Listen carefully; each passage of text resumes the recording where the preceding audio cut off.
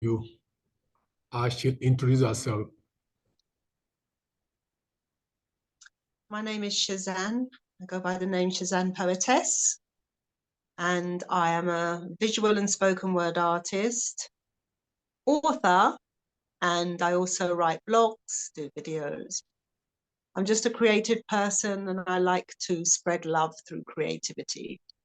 That's what I do. That's my sole purpose, is to spread love through creativity. You have so many things on your hands, right? Not more than I can handle, Okay. apparently.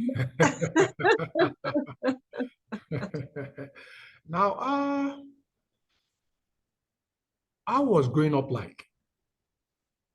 I was growing up. Yeah. Well, I was born and raised in the UK, in a Christian household. And that basically formed a foundation for my life, really, my religious indoctrination, So when I was growing up, that's mainly what I remember, is going to church on Sundays and, prayer meetings, all-night prayer meetings. We didn't really do much else apart from go to church and go to school and, go home. There wasn't really much of a social life.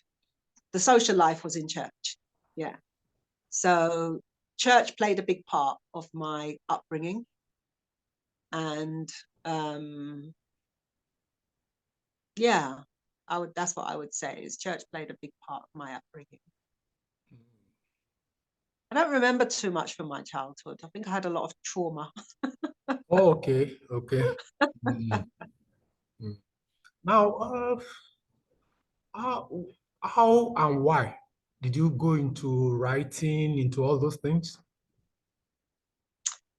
So I started off writing poetry, and believe it or not, I was still a Christian back then. And the first poems I ever wrote were just things God was saying to me that I wrote down, And so one of them, it's called Look to Me. It was a time I was really quite depressed and I just didn't have any direction for my life.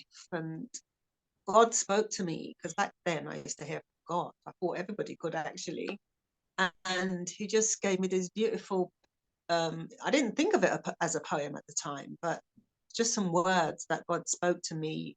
Think on my love, think on my goodness, think on my grace and all the things I've done for you. When you think on these things, your problems will become small, your mountains will become molehills, and everything that you aspire to will become achievable. So basically, it was just some beautiful words that God was just speaking to me to encourage me. And it ended up featuring in the first chapter of my novel. But yeah, I started writing poetry just as a way to express myself, or like I said, God was speaking through me. I have to put it like that, because they were all loving words. There was nothing to put you down. It was just words of love and words of encouragement. So that's how I started writing poetry. And I didn't even think of them as poems. I was just thinking, okay, this is just some words God has given me. But now I think that God is a poet. God is what? A poet. Oh, can you expatiate on that?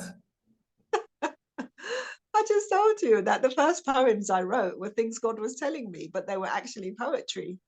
Mm. Mm. Mm. There's another one that okay. is on my YouTube, on the Cezanne Poetess YouTube channel, and it's called Call Me By My Name.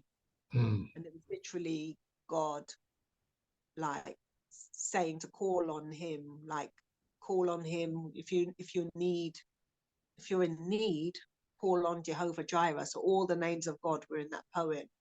If you need healing, if you need peace, all the names of God were in that poem for you to call on.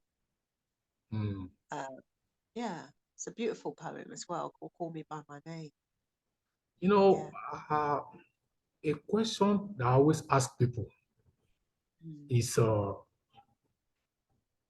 were there any parental objections to your going into writing? parental objections. Yeah. Not that I know of. I didn't ask. Okay. I didn't Okay. ask for their opinion. Because I mean, in some cases, those parents would prefer their children to become doctors, lawyers, engineers, and so on. You know. Mm. Mm. No, I mean, I've always been a creative person. So that's just what I am. It's just who I am, Okay. creative. Tell us about your work. What do you want me to tell you about it? Oh, well, okay. Your poetry, your blogs, I mean, what to write on, and so on. Do you write fiction? Do you write non-fiction? All those things. Well, my novel is fact-based fiction, Journey Oh, of a Sister. fact-based. It's fiction. It's a fictional story, but it's based on facts. I can remember an eminent Nigerian author called it faction. Oh, that's a good one. Well, if you say faction, nobody will know what you're talking about. Whereas if I say fact-based fiction, Yeah. people will know what I mean. Yeah. Actually, it was Professor Wole Soyinka that said, I mean, it's when you mix poetry and fiction with facts and so on, it becomes faction, And, Okay. and in any case, let's go on and let me ask, what motivates you? What motivates me? I Yeah, have yeah. my purpose. Mm, I guess that's what it is. It's my purpose. I know that I'm here to help raise the collective consciousness and to help spread love, get as many people as possible mm, to raise the frequency of the planet to love. mm, That's what we're all here to do, really. mm. So I recently have started. I'm launching the Soul Purpose Tribe, Okay. which is a global network for Mm, people like myself who are actually doing the work to help humanity to ascend, because we're currently going through an ascension. mm, I don't even know if a lot of people know this, but we're currently going through an ascension process, and there's people on the planet like myself who are here, like we're volunteers to help raise the collective consciousness so that we can ascend. mm, mm. The Christians will call it rapture. Like when I Oh, was do you believe all in my life rapture? in church, Do you believe in all rapture? my life in church, they will talk about the rapture, Whereas now I see it's the ascension. Mm, Yeah. mm. Now, talking of helping humanity and other things, you're a black person, aren't you? You are a black person, right? If you say so. Oh, now I want to ask you, uh, you know, it Spirit started in living in a body. America, that is Black Lives Matter. Oh, I never followed any of that movement.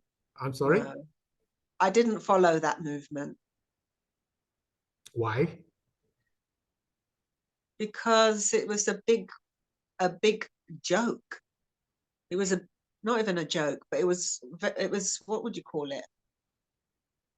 Like I said, I didn't follow it, but I know. Like I think the other day I heard that they raised something like £89 million, and none of it went to the people. It was, like people were buying houses, and the money was just misappropriated because George Soros, he was the one that funded that whole Black Lives Matter movement, Mhm.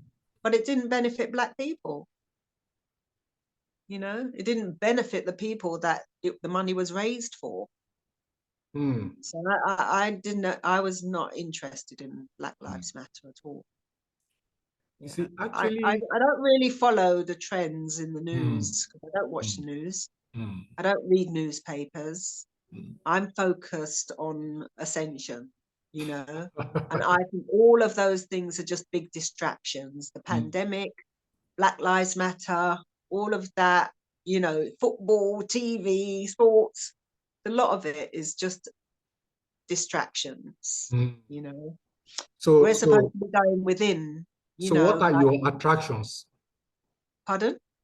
If those are distractions, what are your attractions?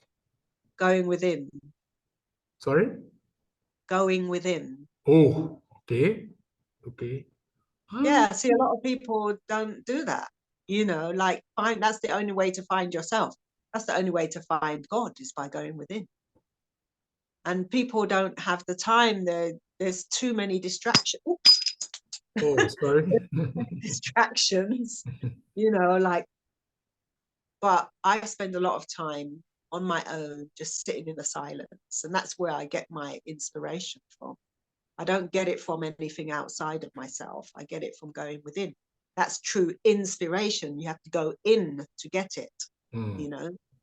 So I think people are missing out by not spending that time in meditation, just being okay. in the silence and going within. And that's how I started hearing from God, was just by spending a lot of time just Mm. being silent, being still, tuning in, you know?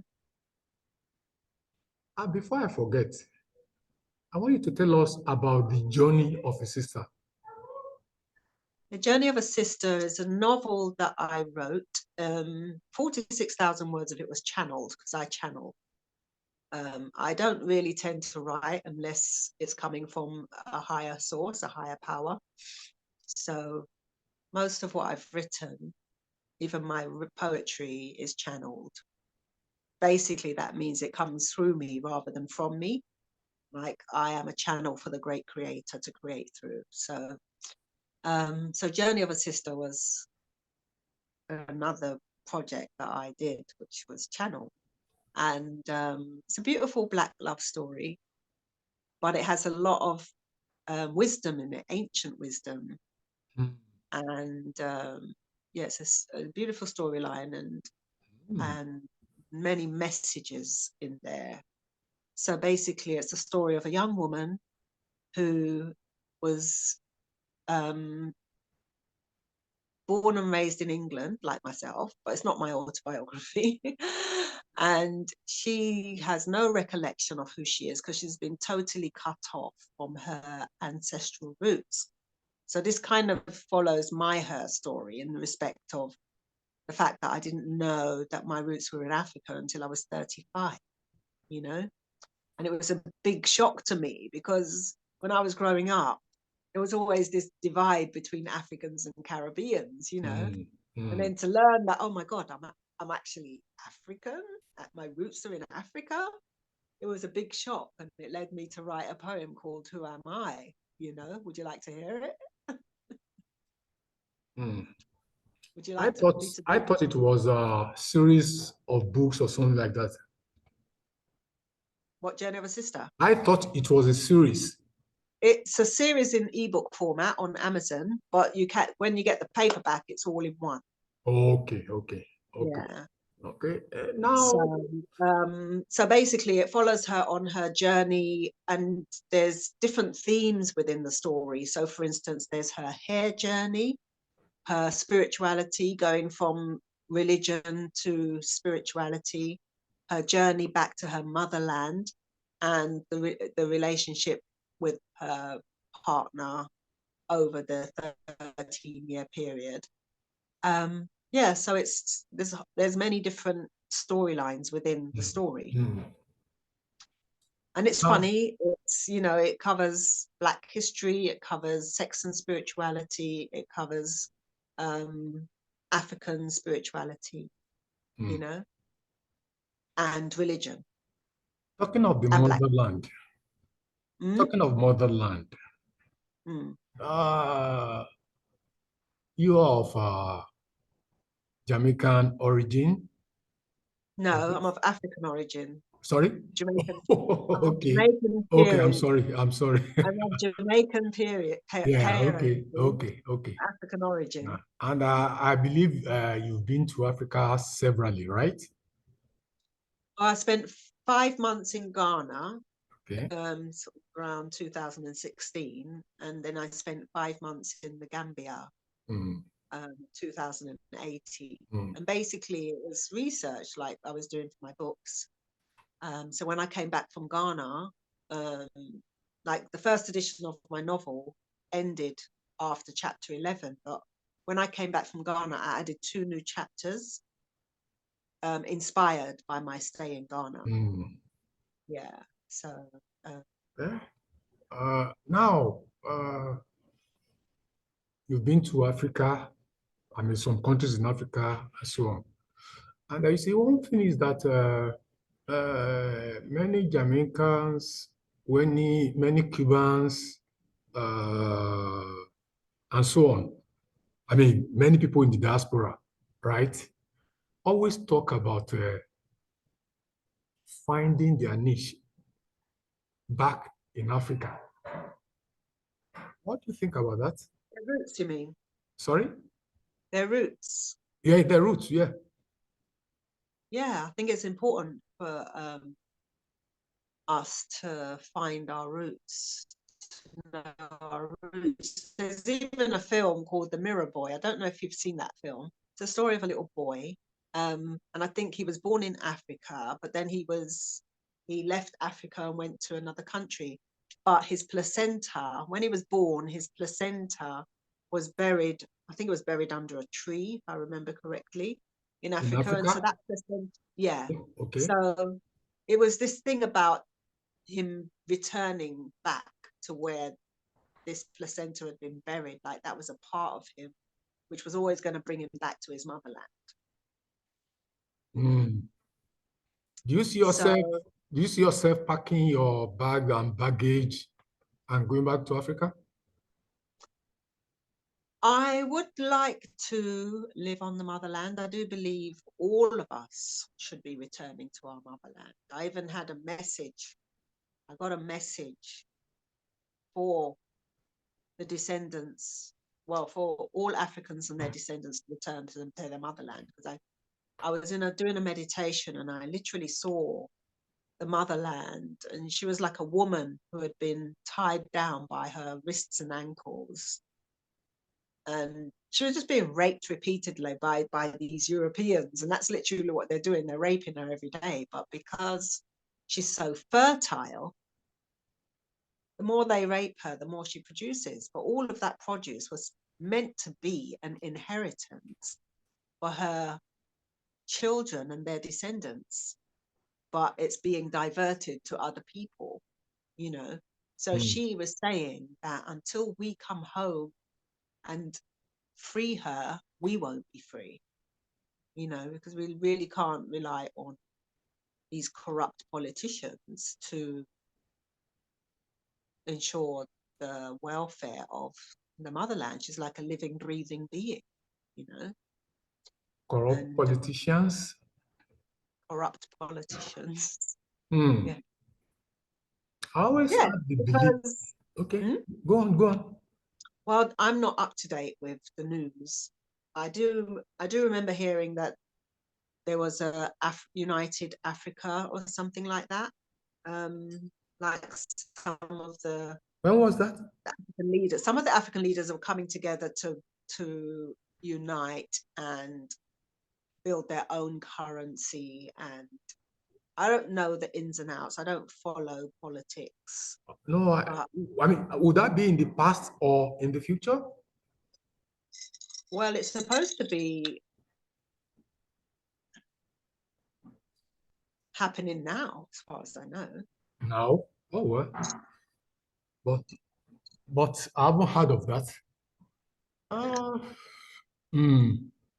What do you think about wars? About war. War, yeah.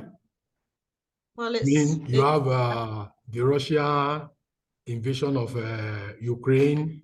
You have, in fact, in Africa, you have several wars and so on, you know. hmm. I just don't focus on those things. Like I said, I'm focused on how can we as humanity heal the world, fix the world, because it's going to be down to us. If you want to heal the world, there should be absence of wars.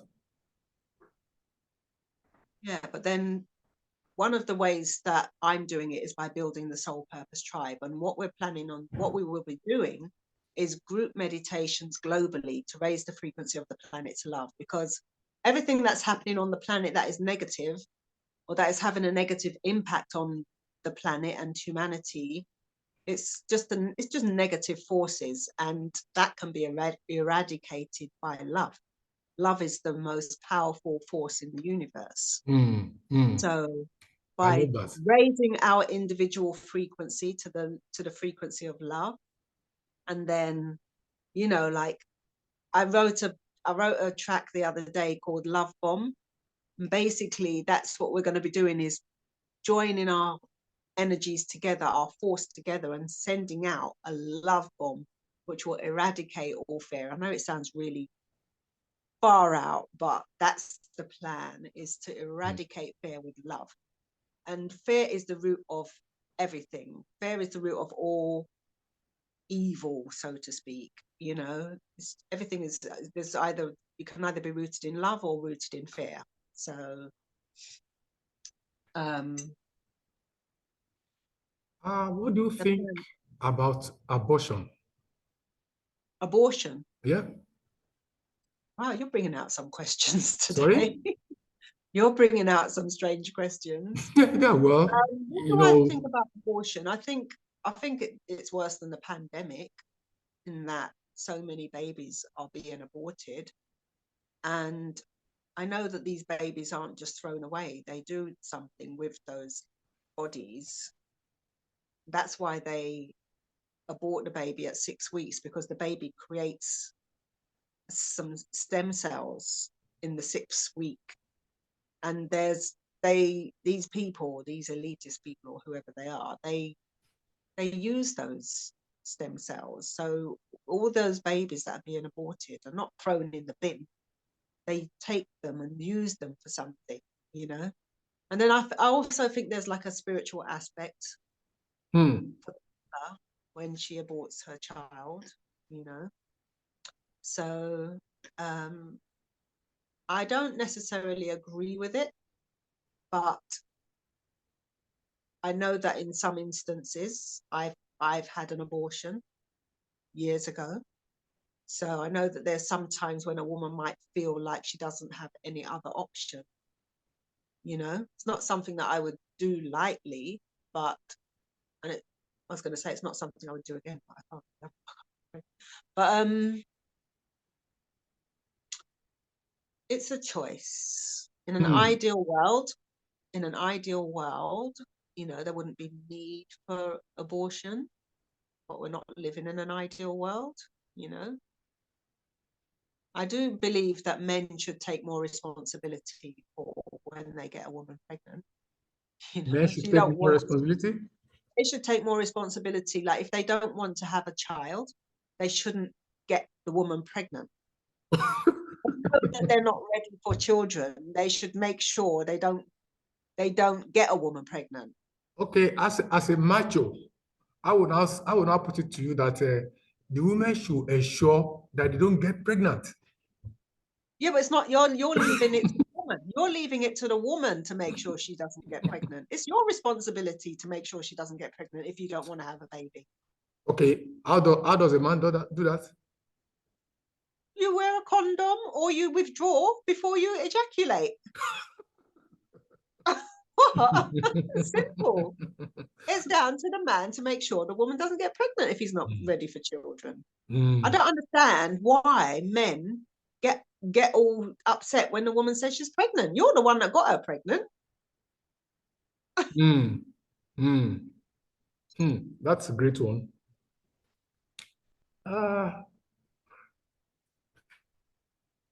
When was your happiest day so far? My what? Your happiest day so far? Oh, my happiest day. I think it was when I had my first son. Hmm. Yeah, having my first child. And they must be about 50 now. Sorry, You must be about 50 years old now. me, Your own son. my son, Yeah. Yeah. 50. Yeah. I was only pulling your legs anyway. Hmm. Now, what do you feel about uh, people traveling or migrating from one country to the other and all those things? I think people should be free to travel wherever they want to travel. You Hmm. know, people should be traveling a lot more. There's so much to see in the world, but it's almost like they don't want us to travel and have these experiences and see the world and see how beautiful this planet is. They just Hmm. want us to stay in these smart cities, in our houses, go to work, come home, and not experience what you came here to do, which was to live an abundant life. Well, it's like the Western countries, I mean, the European countries are kind of getting more protective of their borders. More protective. Of their Sorry, border. Yeah, I mean, if in fact, okay, like Italy. I don't even understand why they're going on about borders and immigrants, because these people that talk about immigrants and borders are the ones that are going around to other countries stealing, raping, plundering. But yet, when they try to come to your country, you want to call them an immigrant. Mhm. You know, doesn't make any sense to me. Mm. Hmm, it really doesn't. Because, possibly they think. Nobody owns this world. You know, we are all here to live on this planet freely as sovereign human beings. And according to the to statistics, right, Europe is getting uh, uh, people, more people of advanced age, because generally they tend to go family planning and all those things, right? Meanwhile, Africa and the maybe other developing countries are bringing up youth. So you see, the thing is that Europe needs the labor. You understand? But the thing is that they are preventing the labor from those countries coming to Europe. You get what I'm saying?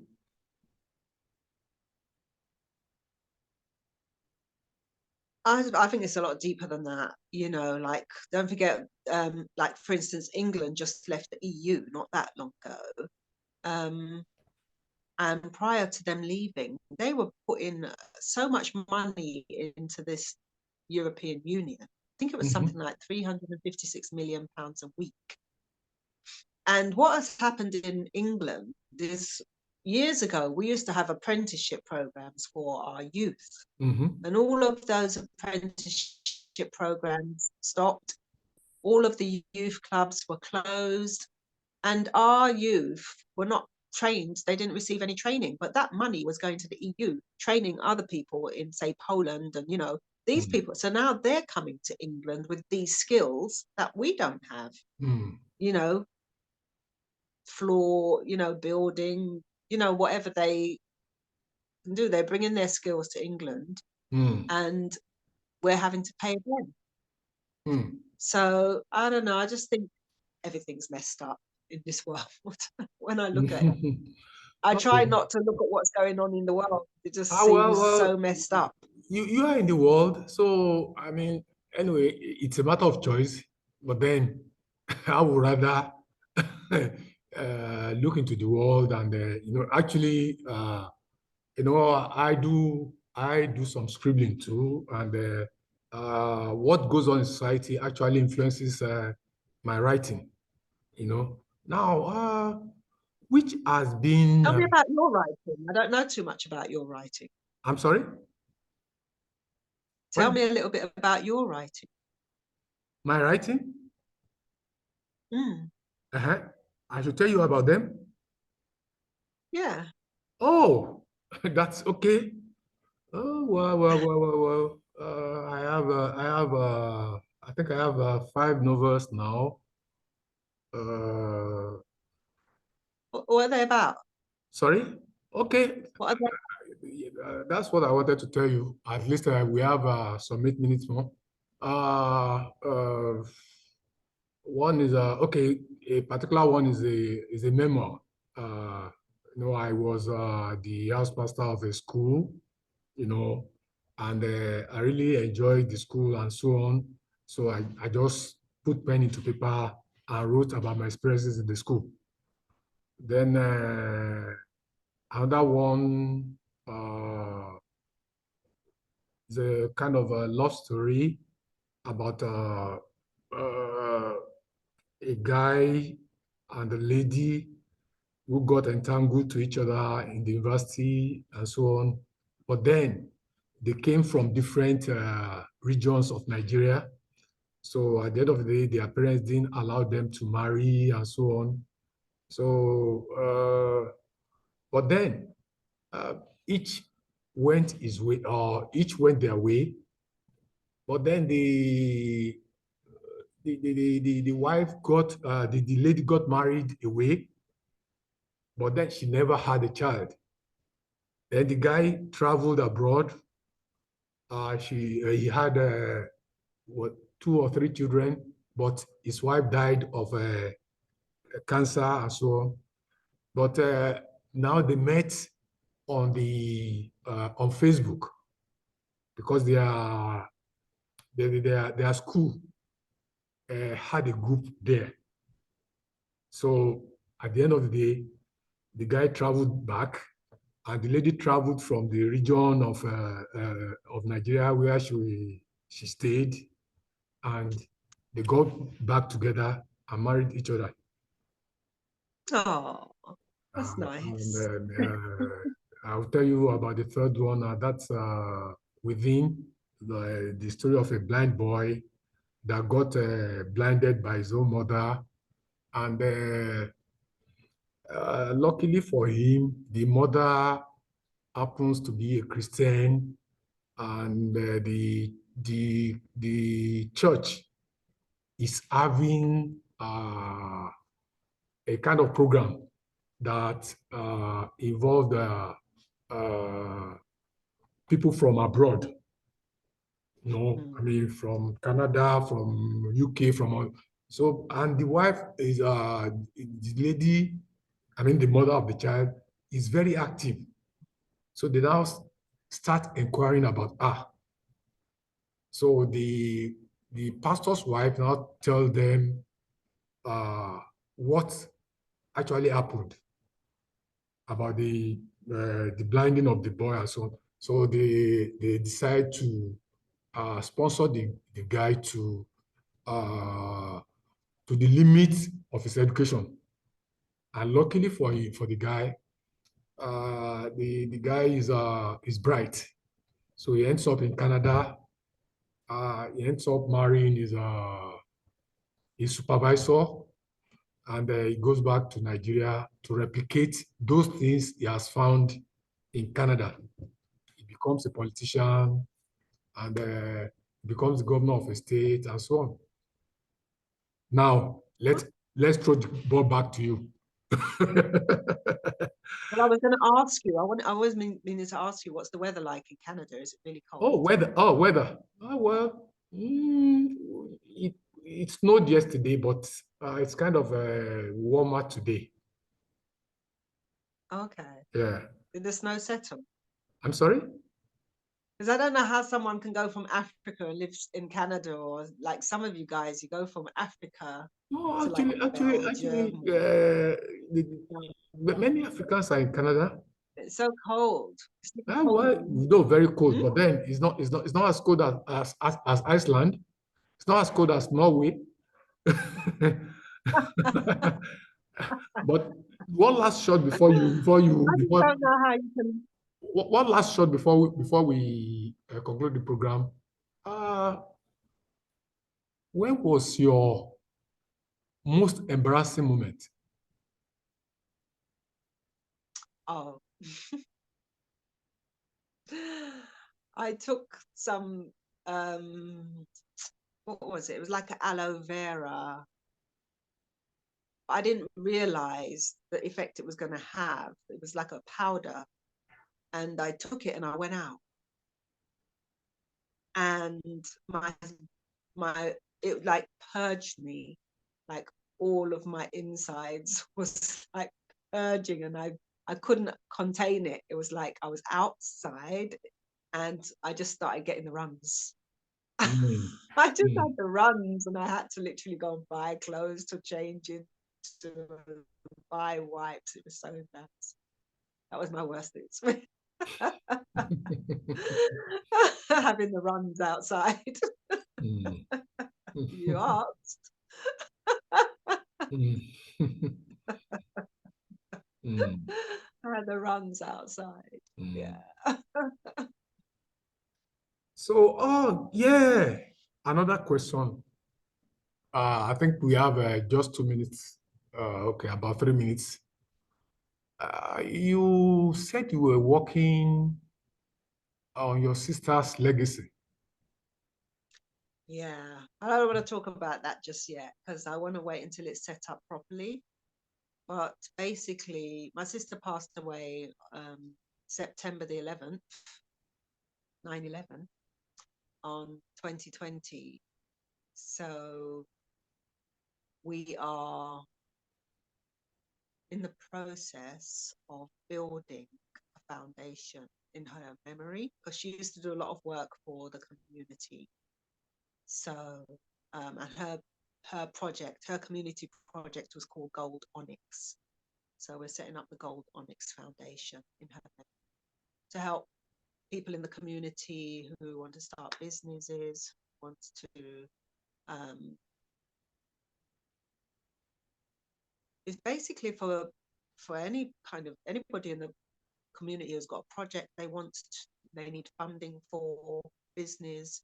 But the aim is that people will put money into the fund, and then we will have a pool of money to draw on. That's the aim of the Gold Onyx Foundation. Hmm, that's great. So, you intend starting later this year? That's the plan. I'm aiming to have it Okay. launch it for September the 11th. Well, I'm sure you are a person that works to your plan. So, and I know you can do it. Yeah, but I don't stress myself out as well. If the plan works, it works. Mm, But I just feel everything happens when it's meant to happen. You okay, know. okay, Yeah. okay. Oh, so thank you very much. Because our time is almost up, and you've been a fantastic person to talk to. And actually, this is the first time people I'm chatting with will now be asking me questions.